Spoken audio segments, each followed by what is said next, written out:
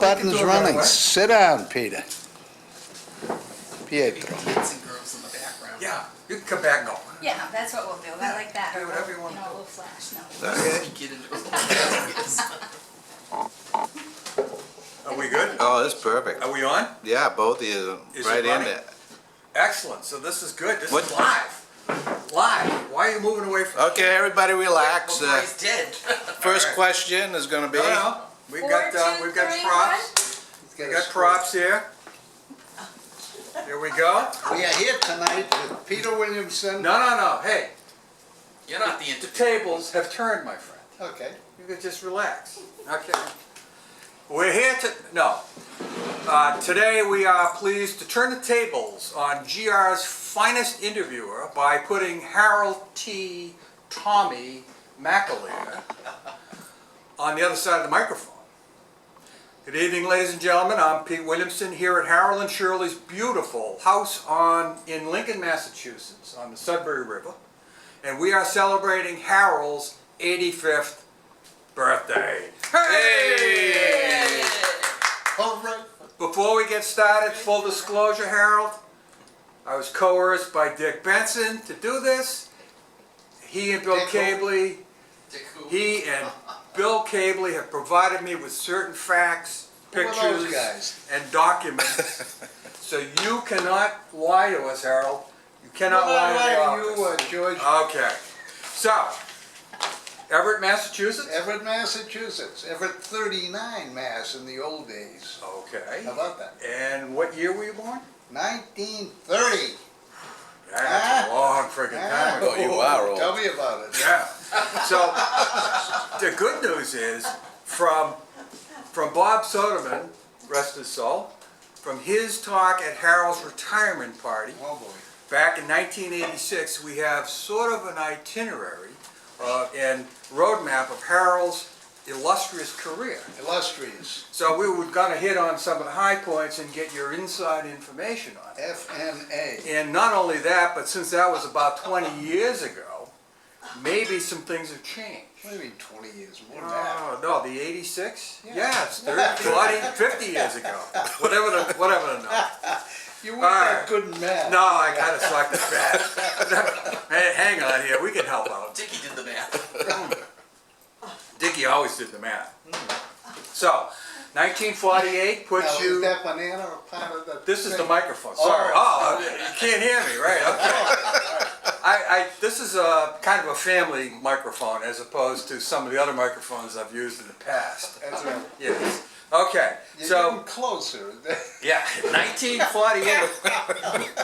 In 1948, High school. That's You when were- I graduated from high school. oh, see, he's lying already. My notes say MIT lab assistant, 1948? Yeah, Oh, that's right. high school. That works. That I was high school? graduate from high school. Ah. I take the summer job. Gotcha. and Oh, do now it. I got it. Okay, so that makes more sense. Yes. And you were a freshman in 1948 at MIT? That's right. See, you graduate like in June, and then in September. That's how that was. I haven't graduated. I wouldn't know that, but that's good. That's That's the way good. it was in the old days. 1950, 50 is- General I'm a Radio co-op student. Co-op. Yeah. What did you make per hour back then? 48 cents an hour. 48 cents an hour. 48. Starting Oh, wage. I wouldn't even Wow. showed up. Yeah, exactly. Now, here's something I'm really confused on. Maybe you can clarify for our audience. I know you're really, really old, Yeah. but it says here that you are on MIT's first Dean's List. Now, what the heck does that mean? Isn't that like an 1800 something? The first Dean's List? It must mean in my first year or something like that. Well, I'm told, I looked this up and Googled it, that the Google. first Dean's List is the best of the Oh, you mean three. there's a bunch of dean's lists? Yeah, So you it's like the were A-list. you were a definite A-list. Yeah! He was an A-list guy. Now, I have to say, and I've always said it, And you're gonna say it obviously again. a lot smarter than you look, Harold, so I'll tell you. That has helped me. That has helped me in many Many, a many tight years, spot. yes. So in 1953, full-time employee at GR. A couple of things happened in 53. Okay, please tell us. Well, she was born, for one thing. Okay. And You know, you're leaving out some, See how smart he is? He picked right. the What reason am I why, leaving? well, I'm at MIT. Yeah. How do I get into general radio? Yeah, how do you do that? How's that happen? Well, I learned about the co-op course. Yeah, And there was a guy who his son roller skated over at the Ballaroo skating rink in Medford. ah, And when I told him about going to MIT, he said, well, Vic Henderset, Vic Henderson. work at a company called General Radio, and we have jobs for MIT students. Why don't you try that? So I interviewed at a couple of places, and I Yeah. interviewed up the street, 375 Mass Ave, I believe. Okay. Now the MIT Museum. And Fitting. I went up there for an interview, and they only took 2, Yeah, and I was number 3, okay. but the top guy And you didn't want it. whacked up, and you shot the number 1 guy. No, Oh, he okay. went someplace else. So Excellent. me and Charlie Vickers became the co-op students. And the rest is history, huh? No, a lot of other things happened there. You know, that's like So- 1950. Yeah. And then I meet the librarian, the engineering librarian. Oh, I heard she was some babe. Still is. Still is. We're talking, of course, about your better. Well, of course. Ah. That's where I met Shirley. She was Shirley, engineering indeed. librarian and stuff like that. Yeah. And during a shutdown, we used to have a 2-week shutdown, but the Yeah. engineers could work. Ah, And secretaries and stuff, but no cafeteria. ooh. So we had to go out out to lunch eat. to Yeah. Simeone's Italian restaurant. Wow, what a memory. Yeah. Yeah. Well, you remember stuff like that. Oh, You yeah. remember when you met your wife, for God's sake. Yeah, absolutely. I Anyway. remember Helen a long time ago. That's right. So that's where I met Shirley. And in 1953, we get married. Wow, Wow. unbelievable. Unbelievable. Yep, and boy, did you know how to marry well. That's right. Yeah. And we lived on Harvard Street up off Central Square. We could almost Yeah. walk to work, but we would drive Mhm. and get gas at Bill's Sunoco, Bill's Sunoco. because he used to be there at Lafayette Square, where Mass Ave and Main Street depart. Okay. And that's the Bill who moved his gas station out to Baker Ave when the company moved, because we were his customers. That's crazy. You didn't know that, Bill? No, I never heard that Yeah, story. Bill Wow, Canadian, that's Bill- great. Bill That's Sunoco. excellent. Anyway, you're the interviewer.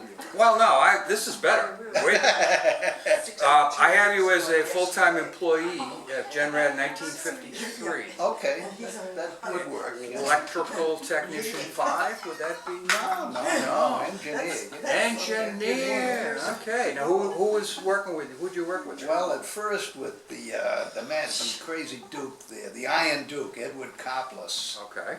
the guy who brought the first cathode ray tube into the U.S. when he came from, and General Radio made a scope Yep. out of it. What the hell is that? And immediately, Remember the television sets, the big ones? it immediately assumed that there was no market for it in the States. Thank you for explaining that. Yeah, no, that was pretty good. Anyway, he was the Iron Duke. You Cool. were not paid to think, you know. Yeah. I remember we were doing something, and I said, well, I think. He said, you are not paid to think. I will think. Nice. He was a task. Then I went to work for Dick Frank. Ah. It was good counters and stuff. Yep. Now, Coplas was high frequency. He's the guy who invented the butterfly oscillator. Yep. Yeah. Now, you also went into, you took Army leave, right? You went into the Army? Yeah, in 54. See, 54. I was a ROTC. Yep. Because they paid me $30 a month. Oh, yeah, better than the Genrad Well, 60 cents an hour. Well, I don't know, but I got Yeah. the $30 a month, so I joined the ROTC. Yeah. But I was scheduled to go in right after you graduate in 53. Yeah. But I didn't want to go in. No. I was working at General Radio, Yeah. so they said, oh, this kid is too important here, we need these guys. So I was able to stave them off for a year. And then in 1954, I had to serve my 2 years of duty, Yep. which I fought in Fort Monmouth, New Jersey. Ah, so, Signal Corps Engineering Labs, first class fighting man, right? And engineer. And strangely enough, and that's where I spent my 2 years, thereby qualifying not quite for the Massachusetts, Wartime awards, yeah. yeah, $400 if you were a, You didn't get it though? no, cause I missed it by a couple Those of cheap months or bastards something. in Congress. So, but my 2 years there qualify as both a Korean War and a Vietnam No. War. Now, what came 1950 right after? Yeah, Vietnam After came. Korea, yeah. But So- that didn't come for a while. No, but nevertheless, they count me as one of Okay. those vets. So you're one of the oldest Vietnam veterans in the history of it. Yeah. Okay, well, that could be. Anyway, Pretty. so moving right along. Okay, here. whatever, I didn't do well in math. No. Moving right along, you had a lot of new product development activity in those years, right? In the That's right. and high frequency, you did A 1130. killer megacycle. We didn't have Oh, megas. hertzes and gigas. Yeah, you were up. We in the- had way- megacycles. No, but we had megacycles and Right. killer megacycles. Okay. And I built a 1 killer megacycle oscillator, and that was high. Now that's only a gigahertz. Yeah. Well, in those days, Yeah, we're talking like Gigahertz. ancient times. here. gigahertz is something. Exactly. Yeah. Right. Then And I you- think Benson has got it. Yeah, I wouldn't doubt it. Now, how about the 1130A and all that stuff? 1130, Tell the us about frequency that. counter with 100 vacuum tubes, 12AT7, which is a double triode, Yeah. and you could make a flip-flop out of that one I glass bet you envelope. could. You could make a flip-flop. Wow. Yeah. Joanne's here. So we had 100 of them in this frequency counter with neon bulbs going up and down. Okay. Yeah. Dick Frank was the master developer, and he added quite a thing to it. We had 4 decades counting, Yep. and then he had 4 decades displaying. So the counters could shove their answer over so that you, the operator, didn't have to Keep looking. go through this. I love Go like that. Yeah. And I'm the guy who invited HP's chief engineer, what was his name? Barney Oliver. Okay. He was in town for some Yeah. conference, and I went there. So you let him in. I got cocked, and I said, hey, you come over and see Hey, us. check this stuff out, right? So he came over, and Ivan Easton had to be his host. And I was hungover from the night before, and I showed him this counter, which they then. Whoa, she's on camera. They're both on camera. Look at this. Right from California. Come right in. This is a microphone. You want to take a break from this? Yes. Yeah, okay. Let's take a break. Chapter